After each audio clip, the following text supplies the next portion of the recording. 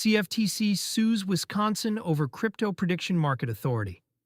The Commodity Futures Trading Commission filed suit against the state of Wisconsin on April 28, 2026, accusing state regulators of encroaching on its exclusive authority over crypto-linked prediction markets. The complaint, flagged by Watcher Guru on X with more than 19,000 views in the first hour, marks the second time this month that the federal derivatives regulator has hauled a state into court on the same grounds. The agency took the same posture against New York earlier in April, after the state's attorney general sought to bar Coinbase and Gemini from listing event contracts. Wisconsin now joins that fight on a parallel track. What the CFTC is asking the court to decide. At issue is whether event contracts that settle on real-world outcomes, including elections, sports, and crypto price thresholds, are federally regulated swaps under the Commodity Exchange Act, or whether states can treat them as illegal gambling under their own statutes. The CFTC argues the answer is the former. State enforcement actions, in its view, are preempted. The agency's position has gained weight since Kalshi won its earlier challenge against the CFTC itself over election contracts and reopened the door to a federally supervised event contract market. With that precedent in hand, the regulator is now defending the perimeter from the other side against state attempts to claw the market back under gambling law. Wisconsin officials have not yet filed a public response. The CFTC's complaint asks for a declaratory judgment confirming federal authority and an injunction blocking the state from enforcing actions against CFTC-registered designated contract markets. The wider pattern of federal-state friction. This is not a one-off. The agency's New York case is still active.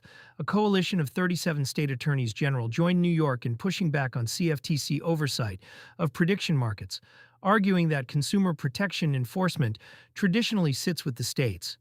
The Wisconsin filing widens the front, putting at least 2 states in active litigation and signaling that the agency intends to test the question across multiple jurisdictions rather than waiting for one ruling to settle it.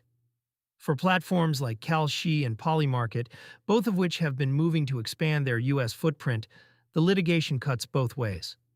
A clean federal win would consolidate their regulatory home base and shut down state-by-state cease-and-desist risk. A loss, or even a fragmented ruling, would force them to navigate 50 separate state gambling regimes on top of CFTC compliance.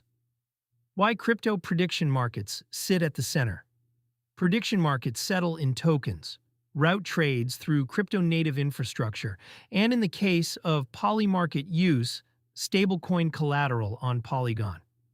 That makes the category a natural target for regulators worried about retail speculation, but it also makes it the wedge issue for federal-state authority. If the CFTC's framing holds, crypto-collateralized event contracts are commodity derivatives. If it fails, they become a state-by-state patchwork.